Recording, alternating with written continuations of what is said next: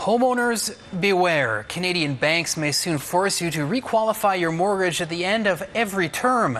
If your circumstances change, say you lose your job or get divorced, you could risk losing your home. CTV's Stephanie Sherlock reports. Yeah, this is a cute little area, hey? Yeah, I do like that. We could totally move here. Ashley and Sam are new homeowners and new mortgage holders. It's very daunting. We had to jump through a lot of hoops to get in the first place. Like Sam's mom is a co-signer. Like every young couple, they have big dreams. What are you guys planning life-wise in the next 4 years? Well, thanks for asking. Yeah, we will be getting married, I believe, August 11th of next year. Requalifying for their mortgage at the end of the current term isn't one of them. To be denied in 5 years from now would be really heartbreaking, I think.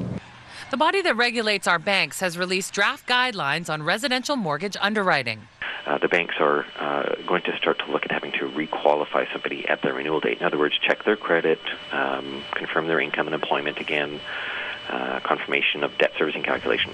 The bottom line, requalify at the end of every term.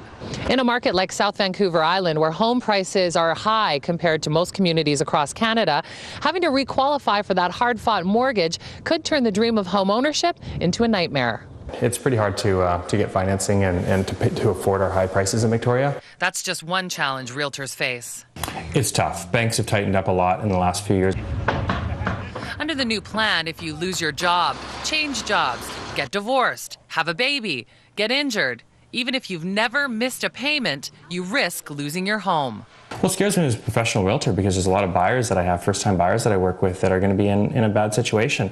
The market goes up and goes down, and if they're forced to sell in a down market, they're going to be in a bad way. The president of the Mortgage Brokers Association is optimistic. It's our sense that they are not going to put borrowers into a situation where they're going to call the mortgage. That wouldn't make sense. Suggesting it's less about whether you can afford to pay now and more about how much of a risk you are to the banks when interest rates inevitably go up. To Sam and Ashley, just another hoop. You do all that work, and it should be like a final thing, right? As long as we're able to make do and we're able to make our payments, they should sort of leave it be. The guidelines are currently a draft, but Parkin expects a final paper by the end of the year. He suggests talking to your broker yearly to ensure the status of your mortgage. Stephanie Sherlock, CTV News, Victoria.